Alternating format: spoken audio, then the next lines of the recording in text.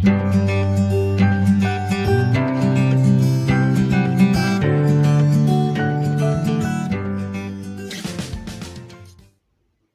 and welcome to online class with me Nusrat Alam, lecturer in English, Milestone College. How are you all, my dear students? I believe you all are fine, staying at home and taking healthy food. I believe that we all know what is the importance of taking a healthy diet. We need to eat healthy and nutritious food in a good amount so that we don't suffer to malnutrition. But if we take it too much, then we might have to face overweight or some other problems as well. And whenever we talk about eating habits, there is a famous story that comes to our mind. Yes, I'm talking about the luncheon. My dear students, in my today's class, we are going to read the short story The Luncheon, written by William Somerset Maugham. William Somerset Maugham was a British novelist, playwright, and short story writer whose works were characterized by clear, lucid style and a profound understanding of human nature.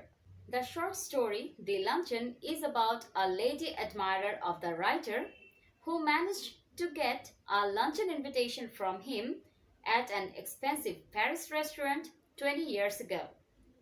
With humor and irony, the writer describes the lavish eating of this lady at his expense and what happens to her 20 years later. Now let's read the story and enjoy. So, my dear students, let's read this famous story, The Luncheon, written by William Somerset Maugham. The story begins like this. I caught sight of her at the play, and in answer to her beckoning, I went over during the interval and sat down beside her. Beckoning means signal. Having signal from her, the man or the writer went to her and sat beside her. It was long since I had last seen her, and if someone had not mentioned her name, I hardly think I would have recognized her. That means the lady has changed so much that he even could not recognize her at the first place. She addressed me brightly. Well, it's many years since we first met. How time does fly.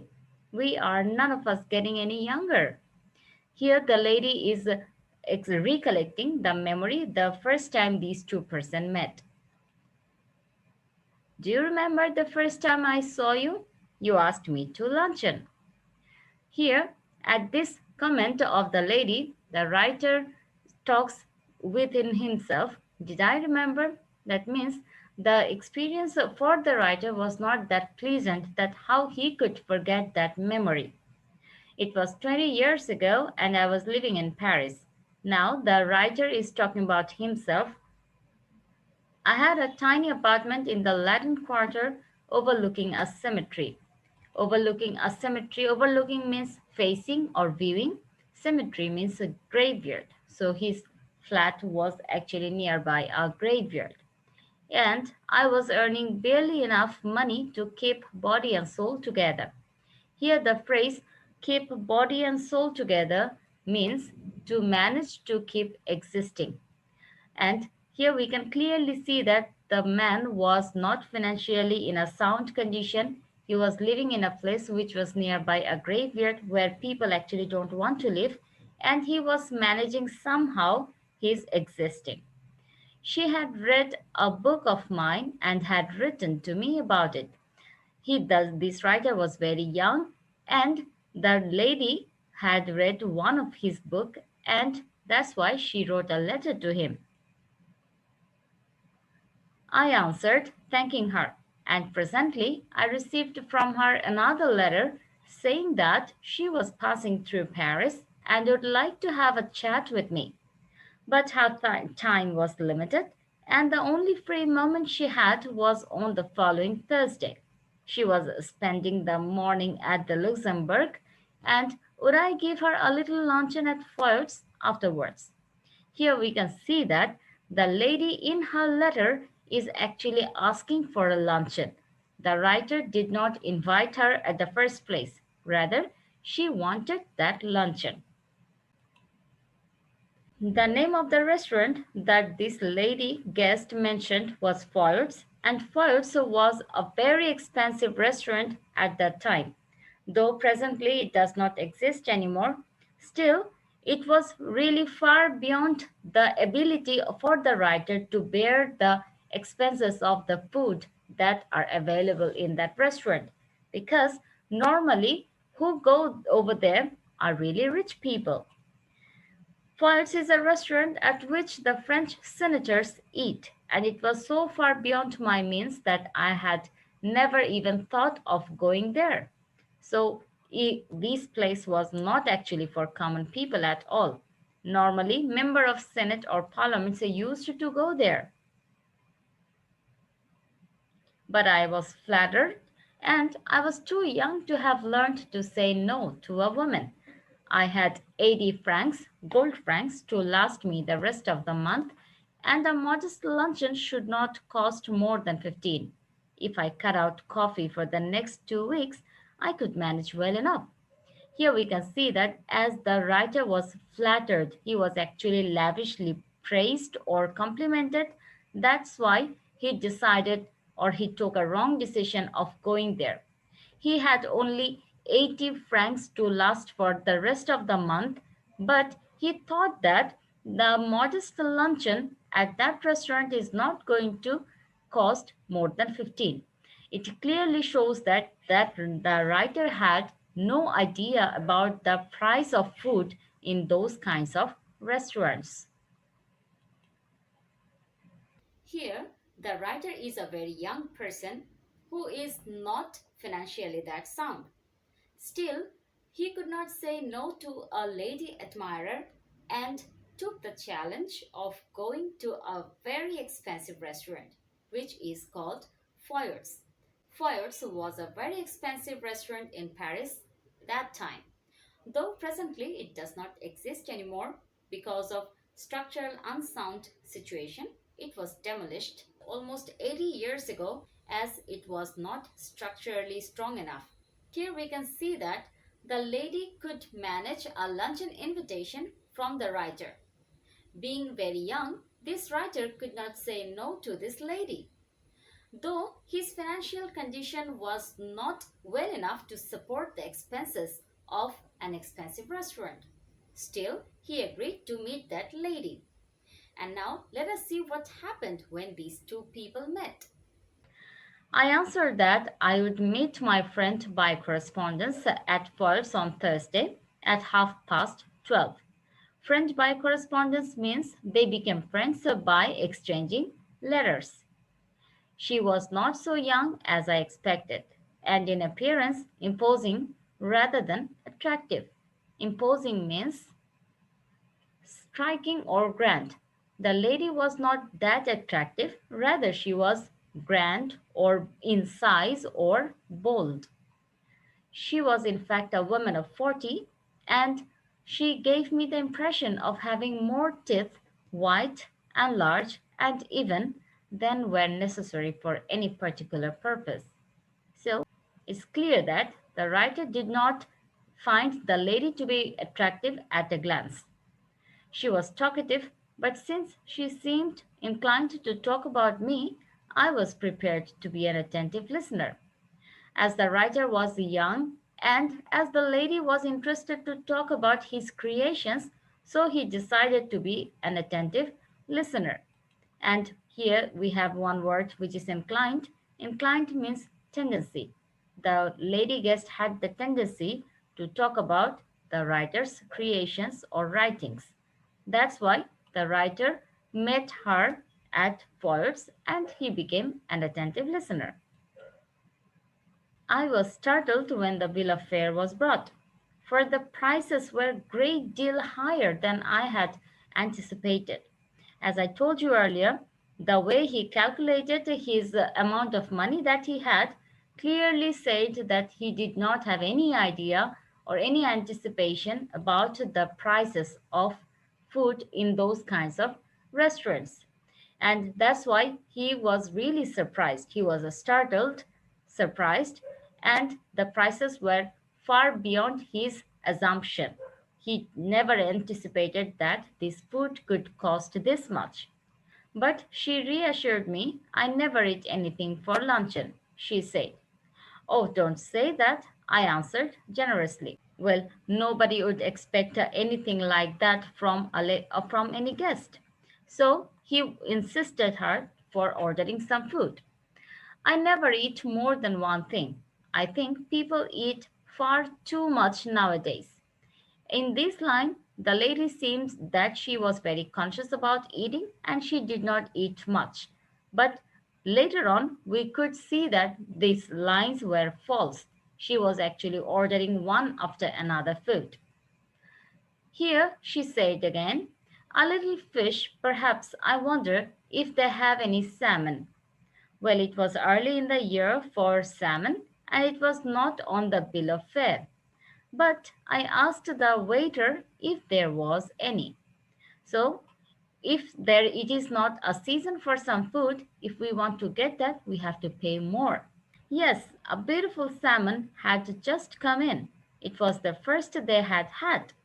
I ordered it for my guest. The waiter asked her if she would have something while it was being cooked. And this is how the waiters take their regular orders, and the lady guest took the advantage of the modesty of this writer. No, she answered. I never eat more than one thing, unless you have a little caviar. I never mind caviar. The lady said, first of all, she does not eat anything for luncheon, but she ordered salmon, and now she is going to order caviar also. And let me tell you, caviar is one of the most expensive food that is available presently. And what is a caviar? Caviar is a food consisting of a salt cured eggs of sturgeon fish or other large fishes. These eggs are served raw only with salt and they are eaten as a part of delicacy. My heart sank a little. I knew I could not afford caviar, but I could not very well tell her that.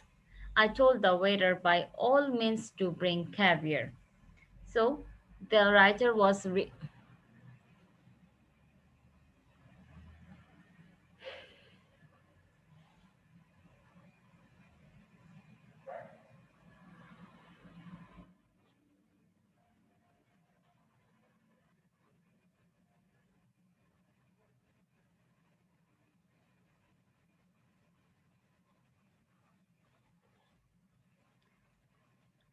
so the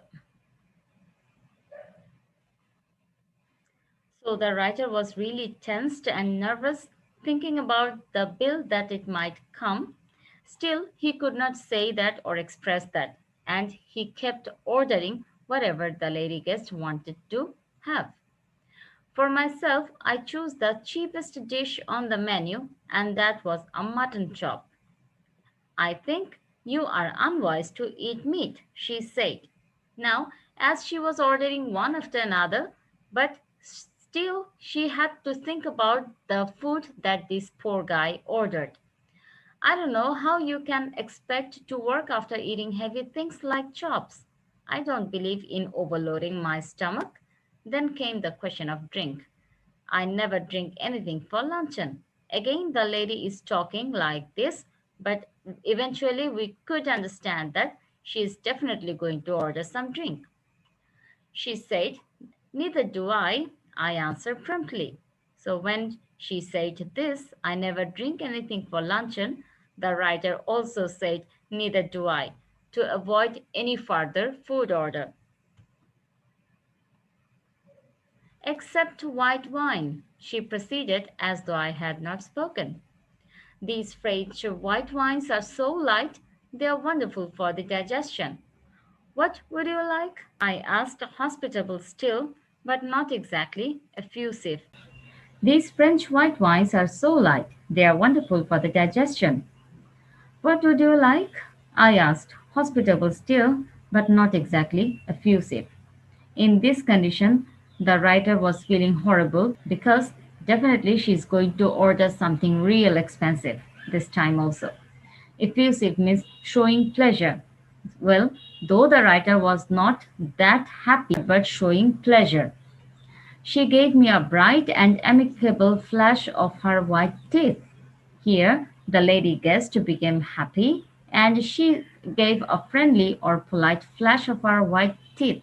She became happy and she smiled. My doctor won't let me drink anything but champagne. She talked about wine, but now she's going to order champagne.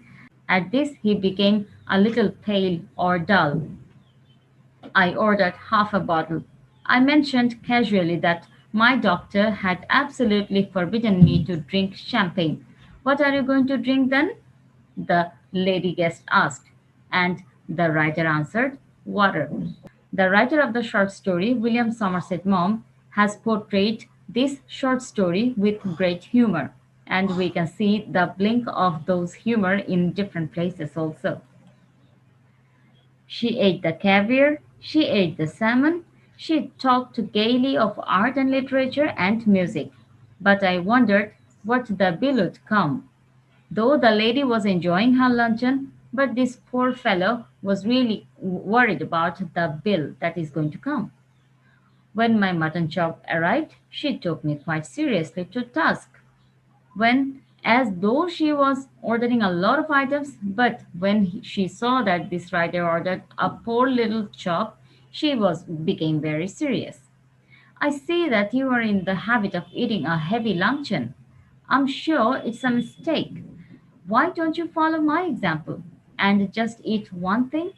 I'm sure you'd feel ever so much better for it. Well, this is really ridiculous. A lady who eats a lot, she is talking about eating less. My dear students, don't you find this lady character amusing and funny? She pretends to eat less, but eventually she orders the most expensive things that could be found in that restaurant, which is really a bad habit.